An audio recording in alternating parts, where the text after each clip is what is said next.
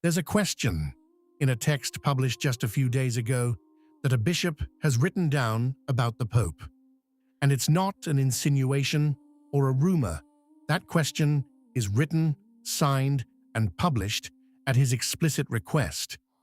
The question, quoted verbatim, is this: does he really have anything more important to do than grant these types of private audiences? It's not a blogger or an anonymous person who asked it. It's a bishop, and the text in which he writes it is long, thoughtful, and anything but improvised. His name is Marian Eleganti, and he is Auxiliary Bishop Emeritus of Chur, Switzerland. The text was published in English under the title The Decline of the Petrine Ministry. It was published by Edward Pintin and in the magazine Per Mariam. And there's a telling detail: it was published there at the express request of the bishop himself. Not a snatched interview, not a phrase snatched from the sidelines of a conference. A text he wanted read, and which he asked to be circulated. The occasion is a specific and verifiable event, which occurred last July 31st inside the Apostolic Palace, a private audience that lasted just a few minutes. That day, Leo XIV received Patti Smith, 80 years old, an American singer-songwriter, poet, and artist. Like the Pope, she was born in Chicago, and this was much emphasized. The meeting was reported by Vatican News, therefore by the official communication, and covered by all the major Italian newspapers, with photographs and accounts of the exchanges between the two. It wasn't the first time the two had crossed paths.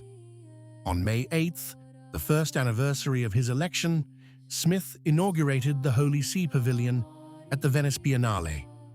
The point for Eleganti isn't the person herself, and he makes it clear. It's that she's an artist who has publicly supported positions contrary to the Church's teaching on nascent life. And the song that made her famously opens with a statement in which the singer rejects the redemption brought about by Christ. 5 days after that audience, on August 5th, another scene unfolded. In the Basilica, at the end of the general audience, the Pope greeted actor Matthew McConaughey and his wife. Here, we need to be precise, because the difference matters. It wasn't a private audience, but a greeting at the end of a general audience. Yet the debate reignited anyway. The Italian press has spoken openly about the privileged treatment reserved for celebrities and that swathe of the Vatican that extends from the front row to the official photograph. It's at this point that Eleganti's lyrics stop talking about Patti Smith and start talking about something else, something much bigger.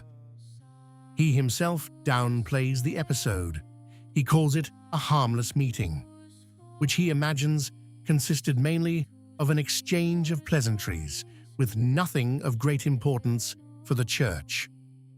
But precisely for this reason, he writes, that episode raises questions, and the first is exactly the one we started with at the beginning of this video. The phenomenon, he argues, didn't begin with this pontificate at all, and this is a point that needs to be emphasized. He traces it back to the years of John Paul II and sees it growing decade after decade.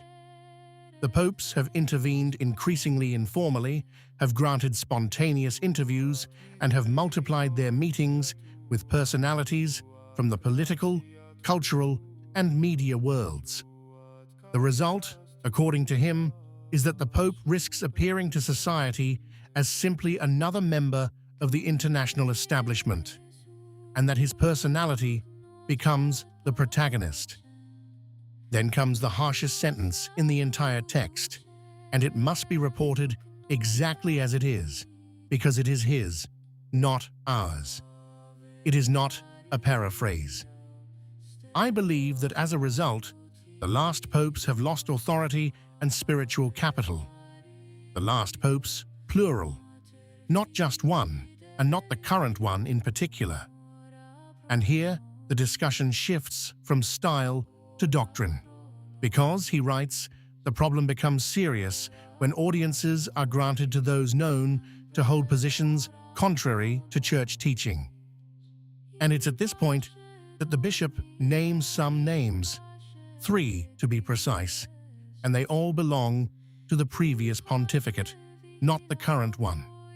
The first is Emma Bonino, a historic Italian radical figure, among the figures most identified in Italy with the battle against abortion.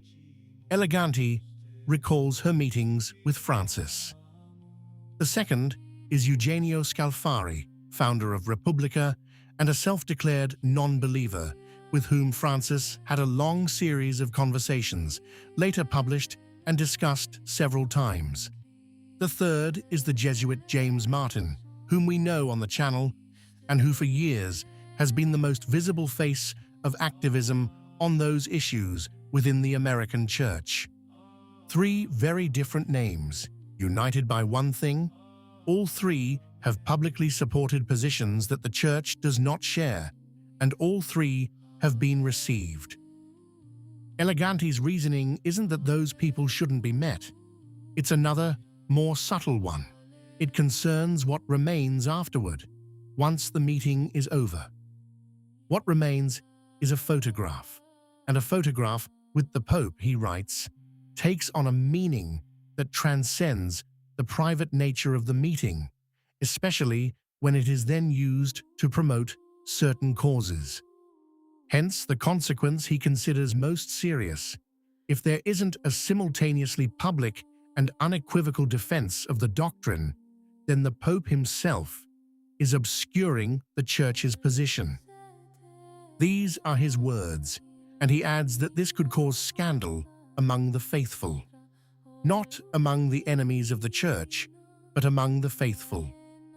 At this point, something needs to be said that almost no one is reporting, and it's a clarification the bishop makes explicitly in his text. It helps us understand it better. His criticism doesn't concern the diplomatic, institutional, or protocol obligations of the pontificate.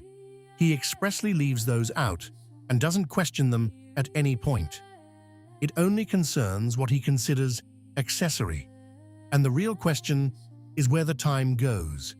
How much is left to pray, to study documents, to prepare speeches that teach without ambiguity?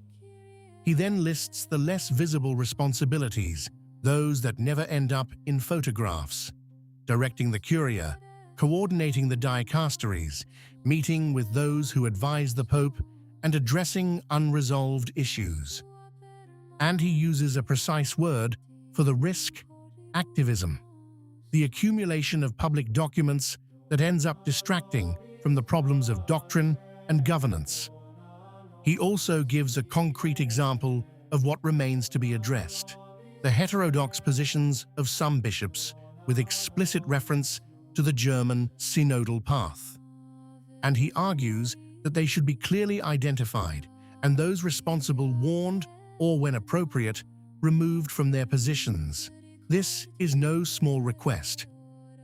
He also complains that the liturgy remains relegated to the bottom of the list and that the cardinals do not truly fulfill their role as advisors to the Pope. He had already addressed this issue in January. He's not asking for a Pope distant from the faithful.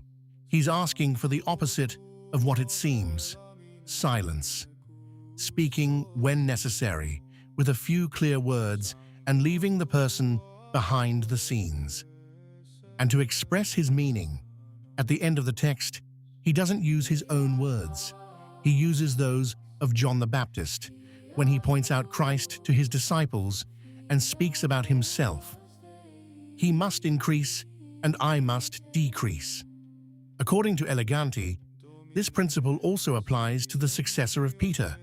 At the center is not himself, but he whose servant he is. If you appreciate our work and want to help us continue, you can support the channel with a subscription or a super thank you. Even a small gesture really makes a difference. Thank you so much for your support. What do you think? If you liked the video, comment Amen God bless you.